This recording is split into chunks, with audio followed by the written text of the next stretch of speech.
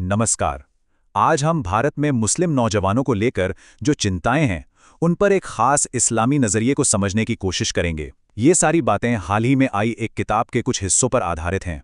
तो चलिए सीधे मुद्दे पर आते हैं। किताब की शुरुआत ही एक बहुत ही कह सकते हैं एक सख्त चेतावनी से होती है। इसमें कहा गया है कि किसी कौम को तबाह करना हो तो उसके नौजवान लड़के लड़कियों को बिगाड़ दो, उनकी आने वाली नस्लें तो खुद ब खुद तबाह हो जाएंगी। ये बात इस पूरे मसले को कौम के भविष्य पर मंडरा रहे एक बड़े खतरे की तरह पेश करती है। लेखक का मानना है कि ये जो कुछ भी हो रहा है वो अचानक नहीं हो रहा, बल्कि मुस्लिम नौजवानों को, खासकर नई पीढ़ी को रास्ते से भटकाने के लिए एक सोची समझी और बाकायदा कोशिश चल रही है। और देखिए, लेखक का जो मुख्य दावा है वो ये है कि एक बाकायदा साजिश चल रही है और इसका निशाना मुस्लिम लड़कियां हैं, ताकि उन्हें उनके दीन और परिवार से दूर किया जा सके।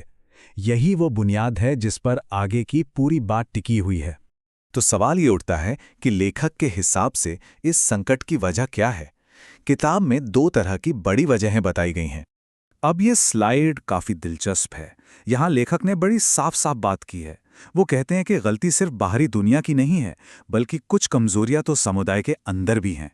तो एक तरह से वो जिम्मेदारी को दो हिस्सों में बांट रहे हैं, एक बाहरी खतरे और दूसरी अंदरूनी नाकामियां। किताब में आज के दौर के कुछ खतरों को साफ तौर पर गिनाया गया है, जैसे सोशल मीडिया, मतलब फेसबुक और इंस्टाग्राम, जिन्हें शैतान का औजार कहा गया है, जो बुराई को घर के अंदर तक ले आता है। फिर स्कूल कॉलेज का माहौल, जहां गर्लफ्रेंड बॉयफ्रेंड का चलन आम हो गया है। गैर मुस्लिम दोस्तों के साथ उठने बैठने को भी एक बड़ा खतरा बताया गया है। और एक मनोवैज्ञानिक चाल का भी जिक्र है कि कैसे गैर मुस्लिम लड़के माशाअल्लाह जैसे इस्लामी लफ्जों का इस्तेमाल करके भरोसा जीतते हैं। और अपनी बात को समझाने के लिए लेखक एक मिसाल देते हैं। वो कहते हैं कि एक टोकरी में अगर एक सड़ा हुआ फल हो तो वो सारे अच्छे फलों को भी खराब कर देता है। इससे वो ये बताना चाहते हैं कि बुरी संगत का असर कितना गहरा हो सकता है, भले ही वो थोड़ी ही क्यों ना हो। लेकिन लेखक सिर्फ बाहरी दुनिया को दोष नहीं देते, वो समुदाय के अंदर भी झांकते हैं। उनका कहना है कि घर में सही तरबियत यानी दीनी तालीम और अच्छे अखलाक की कमी है। ये भी माना जाता है कि हराम की कमाई से पूरे परिवार का अखलाक गिर जाता है। मदरसों पर भी सवाल उठाया गया है कि कई मदरसे सिर्फ ऊपरी दीनी तालीम दे रहे हैं। और आखिर में माँ बाप को भी जिम्मेदार ठहराया गया है कि वो बच्चों को ज़रूरत से ज़्यादा आज़ादी देते हैं और उन पर नज़र नहीं रखते। तो हमने वजहें तो देख लीं। अब किताब ये बताती है कि जो लोग लेखक के हिसाब से सही रास्ते से भटक जाते हैं, उनके कितने भयानक अंजाम हो सकते हैं। यहाँ पर एक खास शब्द का इस्तेमाल किया गया है, लव जिहाद। लेखक के मुताबिक ये एक तरह का मनोवैज्ञानिक जाल है जिसमें मुस्लिम लड़कियों को गैर मुस्लिम लड़कों के साथ रिश्तों में फंसाया जाता है। फिर उनका शोषण होता है, उन्हें ब्लैकमेल किया जाता है और कभी-कभी तो उनका धर्म बदलने की भी कोशिश की जाती है। हम यहाँ सिर्फ लेखक की दी हुई परिभाषा बता रहे हैं।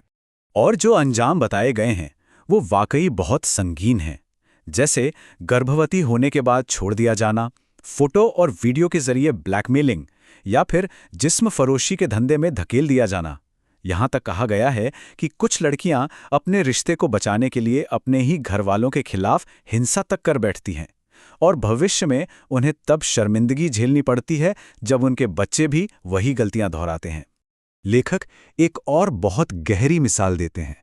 वो हिजाब छोड़ने वाली लड़की की तुलना उस पतंग से करते हैं जो अपनी डोर खुद काट लेती है। नतीजा, वो आसमान से जमीन पर आ गिरती है और पैरों तले रौंद दी जाती है। इस मिसाल के जरिए ये बताने की कोशिश है कि पर्दा ही असल में हिफाजत है और उससे आज़ादी तबाही की तरफ ले जाती है। तो अब समाधान की बात करते हैं। लेखक के मुताबिक इसका एक ही इलाज है, सख्ती से दीनी उसूलों पर वापस लौटना। और इसके लिए वो कुरान की कुछ खास आयतों का हवाला देते हैं, जैसे सूरह अल इसरा की ये आयत जिसमें कहा गया है, और जिना यानी बदकारी के पास भी न जाओ, बेशक ये एक बहुत ही बेहयाई का काम है और बहुत बुरा रास्ता है। तो यहाँ पर जो सबसे ज़रूरी बात समझने वाली है वो ये है कि मनाही सिर्फ गुनाह करने की नहीं है, बल्कि उस गुनाह की तरफ ले जाने वाले हर रास्ते पर चलने की भी है। किताब में सूरह अन-नूर के हवाले से पर्दे के कुछ तरीके बताए गए हैं। पहला, अपनी निगाहें नीची रखो।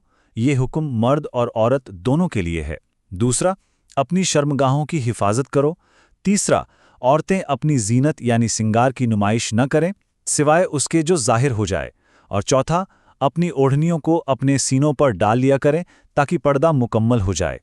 इसी तरह सूरह अल-अहज़ाब की आयत बताती है कि बाहरी लिबास क्यों ज़रूरी हैं। ये ज़्यादा मुनासिब है ताकि वो पहचान ली जाए और उन्हें सताया ना जाए। मतलब लेखक के हिसाब से पर्दा सिर्फ इबादत नहीं बल्कि औरतों की पहचान और उन्हें छेड़छाड़ से बचाने का एक अमली तरीका भी है। तो इस दीनी रहनुमाई की बुनियाद पर लेखक एक साफ रास्ता बताते हैं कि समुदाय को अपने नौजवानों को बचाने के लिए क्या करना चाहिए। ये टेबल आप कह सकते हैं लेखक की पूरी दलील का निचोड़ है।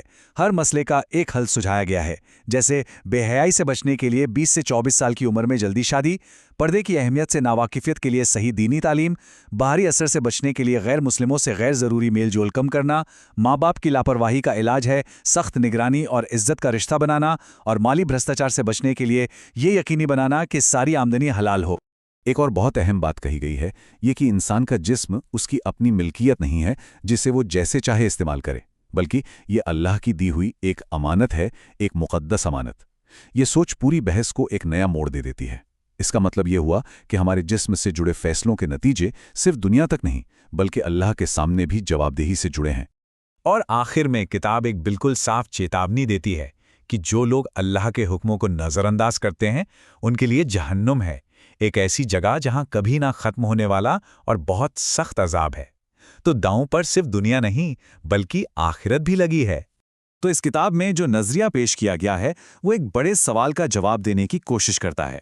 सवाल यह है कि कोई भी समुदाय अपनी मुकद्दस रिवायतों और आज के दौर के दबावों के बीच जो गहरा टकराव है उससे कैसे निपटता है। ये एक ऐसा सवाल है जिससे आज अलग अलग मजहबों और तहजीबों के लोग लगातार जूझ रहे हैं।